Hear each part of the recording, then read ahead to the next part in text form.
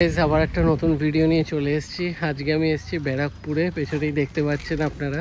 এটা এসেছি হচ্ছে অন্নপূর্ণা মন্দিরে, তো আপনাদেরকে ঘুরিয়ে দেখাবো।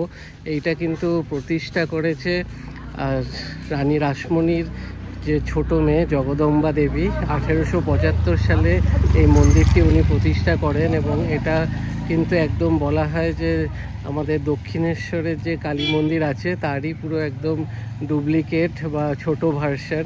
তো চলুন ভেতরে গিয়ে আপনাদেরকে পুরো দেখাবো, টাইমিং কি আছে, ভোগের টাইমিং সব কিছু আপনাদেরকে বলবো। তো চলুন ভেতরে গিয়ে ভিডিওটা কন্টিনিউ করা যাক।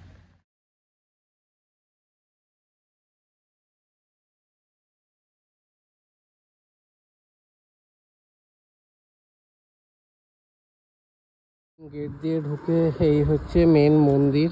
আর এখানে দেখুন জগদম্বা দেবীর একটা স্ট্যাচু, আর তার সাথে এই পাশে রয়েছে নাগ মন্দির। এখানে সব লোকজন বসে রয়েছে, অনেকে শুয়ে রয়েছে, বেশ অনেক লোকজনেরই ভিড় আছে। তো চলুন ওই সাইডে গিয়ে শিব মন্দির আছে সেটাও দেখাবো, আর ওইদিকে বিভিন্ন কর্মচারীদের থাকার জায়গাও রয়েছে। তো চলুন বাকি মন্দিরটা ঘুরে দেখাই আপনাদের।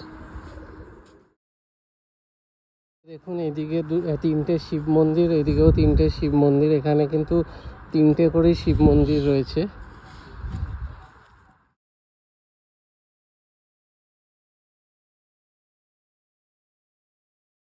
বাঁদিকের মন্দিরটা হচ্ছে মনসা মন্দির, আর ডান দিকের এই মন্দিরটা কিন্তু বজরংবলীর মন্দির।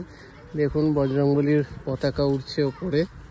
এই জায়গাটা হচ্ছে অফিস ঘর। এখানে সকাল 10টা থেকে 11:30টার মধ্যে এসে আপনাদেরকে ভোগ খাওয়ার কুপন নিতে হবে। ভোগ দেওয়া হয় কিন্তু দুপুর 1টা থেকে।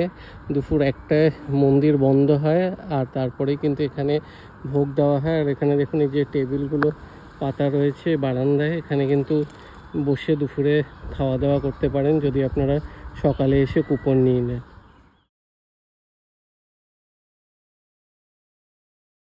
এক একটা শিব মন্দিরে কিন্তু এক একটা আলাদা আলাদা করে নাম আছে।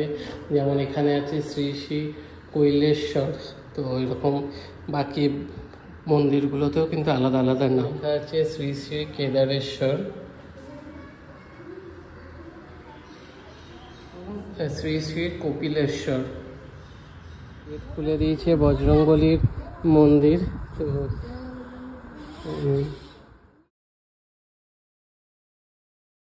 তো এখানে মনসা মন্দির।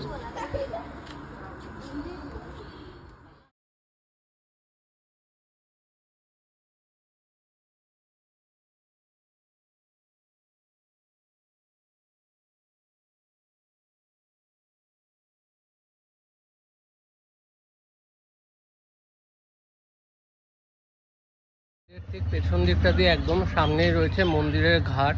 তো চলুন ঘাটটাও নিয়ে গিয়ে আপনাদের দেখাই।